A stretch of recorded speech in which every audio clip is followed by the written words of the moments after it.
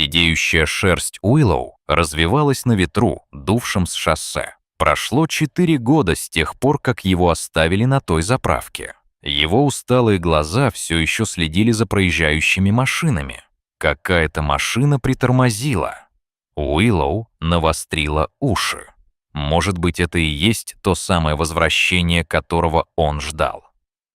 Июльское солнце освещало потрескавшийся асфальт шоссе номер 80, излучая тепло мерцающими волнами. На краю захудалой заправочной станции в Небраске неподвижно сидела маленькая фигурка. Ее курчавая шерсть была спутана и тронута сединой. Уиллоу, когда-то гордый стандартный пудель с роскошной шерстью, теперь выглядел потрепанным. Его взгляд был прикован к бесконечному потоку проносящихся мимо автомобилей. На шее у него висел потертый кожаный ошейник, на котором все еще можно было различить бирку с выгравированным на металле именем. Раздался гудок грузовика, отчего уши Уиллоу дернулись. Он моргнул, пытаясь сфокусировать взгляд своих огромных глаз. В суматохе, когда 3 возбужденных детей загоняли друг друга в угол и жонглировали пакетами с чипсами и газировкой, никто не заметил, как Уиллоу выскользнул из внедорожника, принюхиваясь к запаху, исходящему от колонии луговых собачек неподалеку. К тому времени, как он вернулся, виляя хвостом после своего приключения, знакомого синего субурбана уже не было.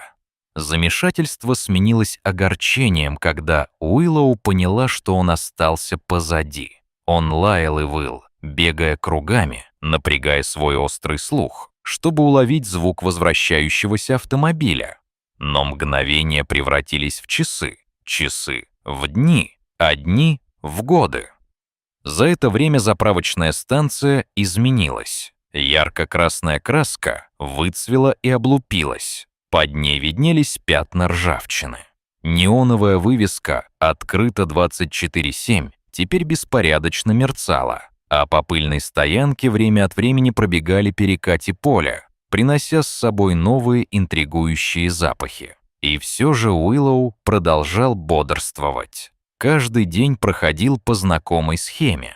С рассветом, когда начиналась работа, Уиллоу вставал со своего места под старым столом для пикника и разминал свои стареющие суставы. Он направлялся к главному входу станции, где добросердечные служащие часто оставляли ему миску с водой, а иногда и остатки еды. Раздался грубый голос начальника станции, пришедшего на смену. «Ну, привет, старина!» Мужчина присел на корточки, скрипнув рабочими ботинками. Уиллоу сморщила нос от запаха вяленой говядины. Мужчина прищурился, сосредоточившись на потертой бирке, свисающей с воротника Уиллоу. «Уиллоу, да? Так тебя зовут, мальчик?» При звуке своего имени Уиллоу слегка навострила уши. Рефлекс, выработанный годами реакции на это знакомое слово. «Тогда ладно, Уиллоу», — сказал мужчина, бросая пуделю кусок вяленого мяса. «Я Майк. Похоже, ты все еще держишься в стороне, да?» Виллоу нерешительно повиляла хвостом, осторожно беря предложенное угощение, и его чувствительный нос уловил пикантный аромат. Майк стал одной из констант его новой жизни, знакомым запахом среди моря незнакомцев, которые проходили мимо каждый день. Когда началась утренняя суета, Уиллоу занял свой пост у шоссе. Машины и грузовики с ревом проносились мимо, создавая какофонию звуков и запахов. Но острое чутье Уиллоу оставалось начеку, ища в каждом транспортном средстве проблеск или запах семьи, которую он потерял. Время от времени какая-нибудь машина притормаживала, и Уиллоу навостряла уши. Неужели это все? Неужели они, наконец, вернулись за ним? Но машина неизбежно снова набирала скорость, оставляя после себя лишь стойкий запах разочарования. Солнце поднималось все выше, и жара усиливалась. Уиллоу тяжело дышал, высунув длинный язык, чтобы регулировать температуру тела. Он знал, что ему следует поискать тень, но движение по шоссе было слишком сильным. Что, если они придут, а его там не будет, и он их не увидит и не унюхает? К станции подъехал ее красный пикап, и из него вышла молодая женщина. Уиллоу дернула носом, уловив незнакомый запах. Он понял, что это новая сотрудница, и определил этот запах так, как делал это со многими другими на протяжении многих лет. Женщина заметила Уиллоу и заколебалась, держа руку на бензоколонке. «Привет, Уиллоу», — тихо позвала она, заметив его имя на воротничке. «Похоже, тебе не помешало бы немного воды». Уиллоу дернул носом, когда он уловил запах курицы, исходивший от руки молодой женщины. Его желудок непроизвольно заурчал, напоминая о днях, прошедших с тех пор, как он в последний раз плотно ел. «Я Анна», — сказала она, присаживаясь на корточки, чтобы быть на одном уровне с Уиллоу. Она протянула руку, позволяя ему осмотреть помещение. Чувствительный нос Уиллоу уловил смешанные запахи — курицы, бензина и слабый запах другой собаки. «Ты, наверное, проголодался, да?» Анна вернулась к своему грузовичку и принесла половину сэндвича. Она положила его на землю рядом с Уиллоу, освобождая ему место. Уиллоу осторожно приблизился. Его инстинкты самосохранения были отточены годами самостоятельной жизни. Пока он ел, воспоминания нахлынули на его собачий мозг. Аромат барбекю на заднем дворе, волнение от того, что он уронил еду под обеденный стол, успокаивающий запах своей семьи. В течение следующих нескольких недель Анна стала постоянным гостем в жизни Уиллоу. Даже в выходные она заезжала на заправку, всегда с едой и свежей водой. Постепенно естественная усталость Уиллоу начала проходить. Однажды вечером, когда летнее солнце опустилось за горизонт, отбрасывая длинные тени на стоянку, Анна сидела на потертой скамейке для пикника возле Уиллоу. Прохладный воздух нес новые ароматы цветущих цветов прерий, далекого дождя. «Знаешь», — тихо сказала она, обращаясь скорее к себе, чем к Уиллоу, — «я спрашивала о тебе. Майк рассказал мне твою историю». Она замолчала. Ее голос был полон эмоций, которые Уиллоу могла почувствовать, но не могла полностью понять. Но здесь, беззащитный и одинокий, он почувствовал непреодолимое желание сбежать. Анна заметила его беспокойство. «Все в порядке, мальчик, давай зайдем внутрь». Она мягко подтолкнула Уиллоу к магазину на заправке, где Майк с беспокойством наблюдал за приближающейся грозой. «Впустите его!» — крикнул Майк, придерживая дверь открытой. Бедному старику не стоит выходить на улицу в такое время. Когда дождь начал хлестать по окнам, а небо озарила молния, Уиллоу прижался к Анне, прижавшись всем телом к ее ногам. Знакомые запахи магазина, кофе, моторного масла и лосьона после бритья Майка помогли успокоить его бешено колотящееся сердце. Тем временем за сотни миль отсюда, в уютном пригороде Нью-Йорка, семья Джонсонов собралась за обеденным столом. Сара, уже ставшая подростком, задумчиво гоняла еду по тарелке. «Мам», — внезапно сказала она, — «прошлой ночью мне снова приснился сон об Уиллоу». Рука миссис Джонсон слегка дрожала, когда она откладывала вилку. «О, дорогая, я знаю, ты скучаешь по нему. Мы все переживаем». Мистер Джонсон прочистил горло. На его лице отразилось чувство вины. «Мы уже обсуждали это. Мы искали несколько дней, расклеили листовки, обзвонили все приюты в округе. Он просто исчез». «Но что, если это не так?» — настаивала Сара. «Что, если он все еще где-то там, ждет нас?» За столом воцарилось неловкое молчание. Потеря Уиллоу оставила рану, которая так до конца и не зажила. Постоянное напоминание об одном ужасном моменте, когда мы отвлеклись. «Сара, миссис Джонсон», — мягко начала Сара. «Прошло 4 года. Даже если он выжил, оставшись один на шоссе». Она не смогла закончить мысль. «Я знаю, это маловероятно», — призналась Сара. «Но я не могу избавиться от этого чувства». Что, если мы что-то упустим? Что, если еще есть шанс? Мистер Джонсон вздохнул, проведя рукой по своим сидеющим волосам. «Знаешь что, почему бы нам еще раз не поискать в интернете? Может быть, кто-то опубликовал что-то, что мы пропустили». Когда вся семья собралась у компьютера, испытывая надежду, смешанную с тревогой, они не подозревали, что за сотни миль от них все еще ждет верный пудель, чьи инстинкты не нарушают его бдительности с течением времени. Когда мы вернулись на заправку, гроза миновала, оставив после себя свежий чистый аромат в воздухе. Анна опустилась на колени рядом с Уиллоу, нежно вытирая его влажную шерсть полотенцем. «Ты ведь умеешь выживать, не так ли?» – пробормотала она. Уиллоу посмотрел на нее, и в его карих глазах отразилась смесь собачьей благодарности и всегдашней тоски по своей потерянной семье. На следующее утро Анна приехала на заправку раньше обычного. Она нашла Уиллоу на его обычном месте у шоссе. Его нос дернулся, когда он уловил знакомый запах. «Эй, приятель!» – тихо позвала она, приближаясь к нему. В ответ Уиллоу слегка помахала хвостом. Анна достала телефон и опустилась на колени рядом с Уиллоу. Уши пуделя навострились при звуке электронного затвора камеры. Анна тщательно сделала несколько снимков Уиллоу, стараясь передать его отличительные черты. Серая мордочка, проникновенные карие глаза, небольшой шрам на левом ухе, оставшийся после давнего приключения. Пока Уиллоу с любопытством наблюдала за происходящим, Анна опубликовала пост в социальной сети. Потерявшийся пес, которого все еще ждут спустя 4 года.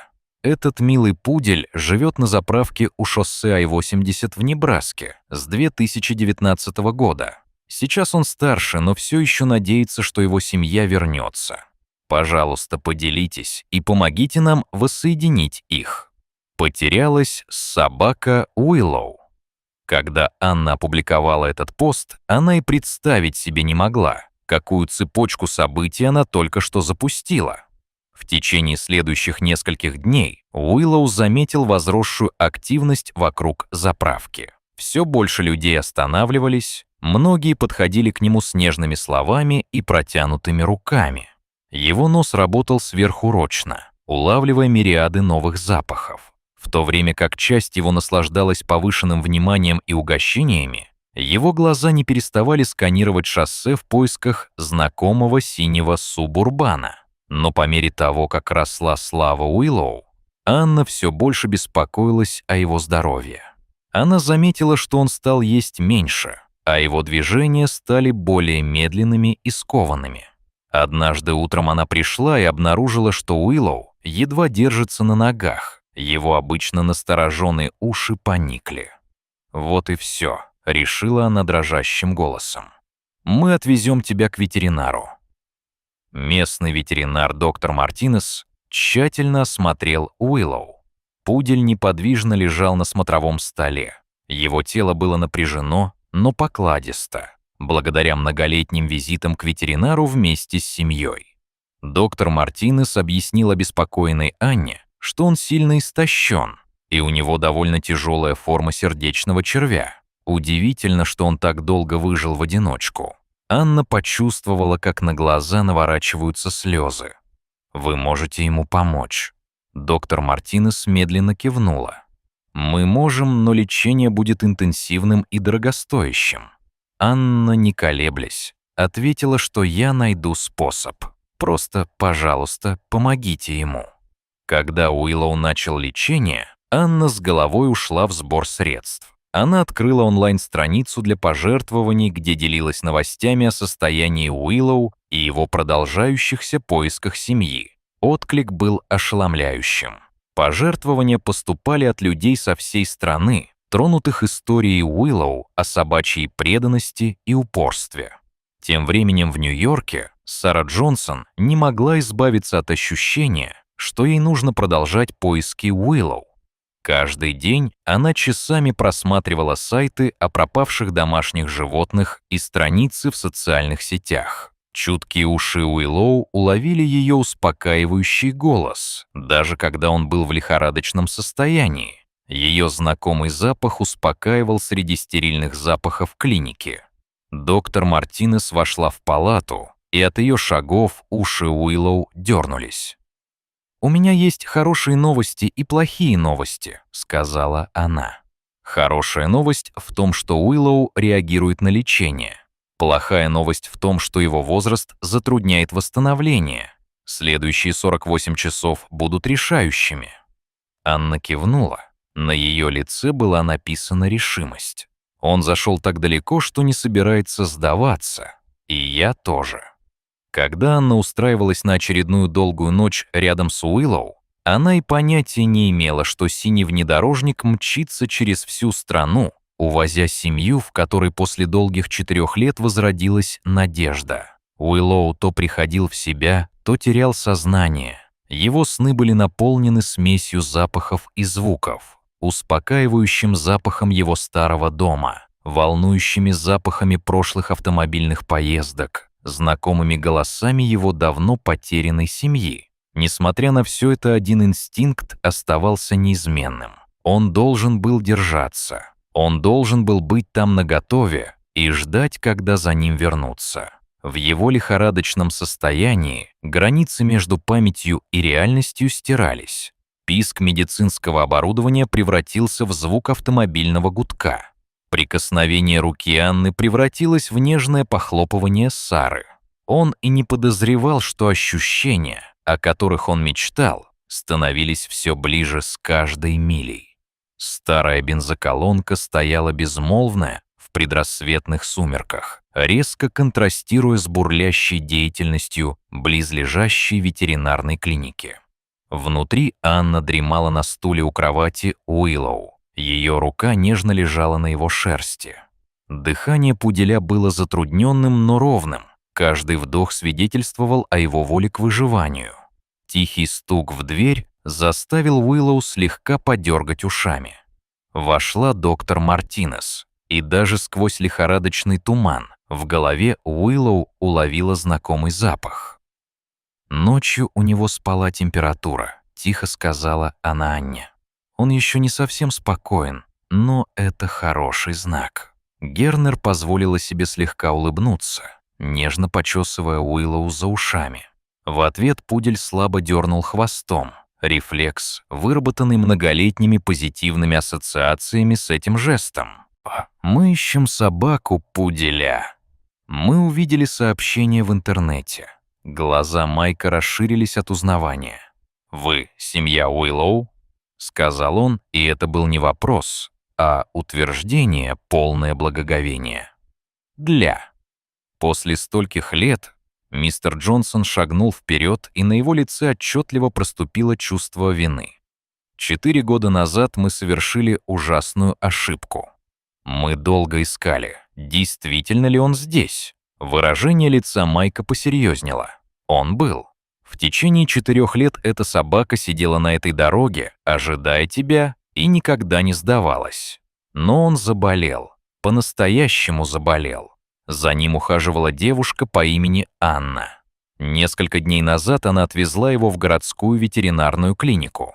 Радость семьи по поводу того, что Уиллоу нашлась, быстро сменилась страхом. Миссис Джонсон подавила рыдание. «Пожалуйста, не могли бы вы сказать нам, как добраться до клиники?» Пока Джонсоны мчались в ветеринарную клинику, Анна нежно уговаривала Уиллоу выпить немного воды.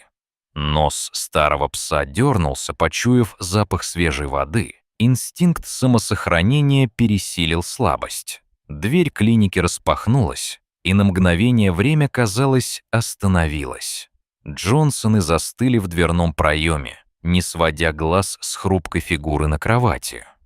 Уиллоу вскинул голову, его ноздри затрепетали, когда он уловил запах, о котором мечтал 4 долгих года. Ива. Голос Сары разрушил чары, сдавленный шепот, полный недоверия и радости. При звуке своего имени, произнесенного знакомым голосом, поведение Уиллоу изменилось. Он начал вилять хвостом с большей силой, чем когда-либо за последние годы. а его глаза заблестели от узнавания. Он попытался встать, но его старые лапы дрожали от напряжения и возбуждения. Семья бросилась вперед, по их лицам текли слезы, когда они нежно обняли своего давно потерянного друга. Уиллоу тихо заскулил, уткнувшись носом в их руки, все его тело дрожало от волнения. Со временем его нос заработал, и он снова почувствовал себя дома.